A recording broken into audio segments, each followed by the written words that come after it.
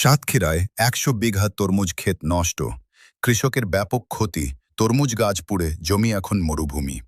নিজস্ব প্রতিবেদক আব্দুল ওয়াহাবের ক্যামেরায় ধারণকৃত দুঃখ দুর্দশার কথা জানালেন ক্ষতিগ্রস্ত কৃষকেরা। গাছে পোকা লাগে, পোকা লাগলে আমি কীটনাশকের দোকান ওদের থেকে পরামর্শ নিয়ে ব্যবহার করি, তাতে পোকা ওঠে না। এখন দুশ্চিন্তার মধ্যে হঠাৎ করে বায়ার কোম্পানির বিশ্বরূপ ঘোষ আমার ফোন করার পরে আমি তার মাঠে আসতে বলি। সে আমার মাঠে আসার পরে সে আমার মাঠ পরিদর্শন করে আমার একটা প্রেসক্রিপশন করে দেয়। এই তার প্রেসক্রিপশন, এই প্রেসক্রিপশন অনুযায়ী আমি প্রথম স্প্রে এবং দ্বিতীয় স্প্রে করার সঙ্গে সঙ্গে আমার গাছ মরা শুরু হয়ে যায়।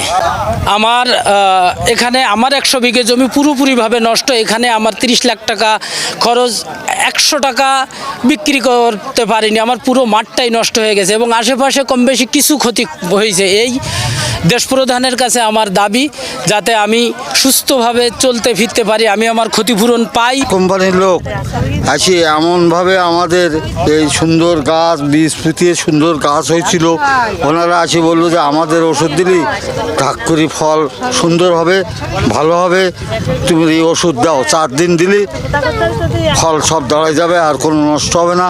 আর এই বেচারা একেবারে এইরকম হয়েছে নিশ্চয়ই।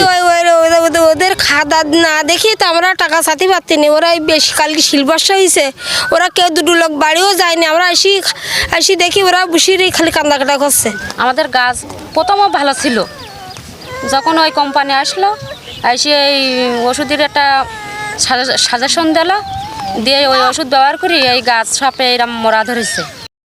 আমি একজন গরিব চাষি, আমি লাভের আশায় আসছিলাম এই ক্ষেত করতে, তরমুজ চাষ করতে।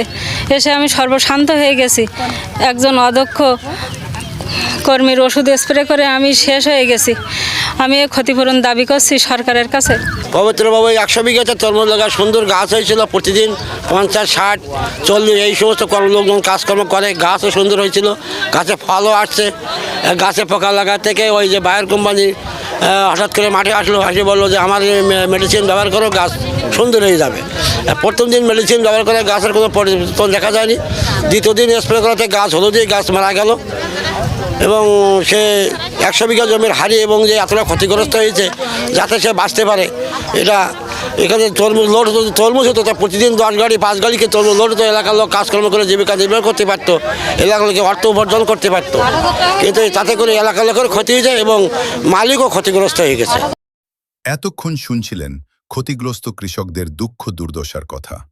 বর্তমান সফল সরকারের সর্বোচ্চ হস্তক্ষেপ কামনা করেছেন ক্ষতিগ্রস্ত কৃষকেরা। সাতক্ষীরা থেকে আব্দুল ওয়াহাব, দৈনিক ক্রাইম জনতা।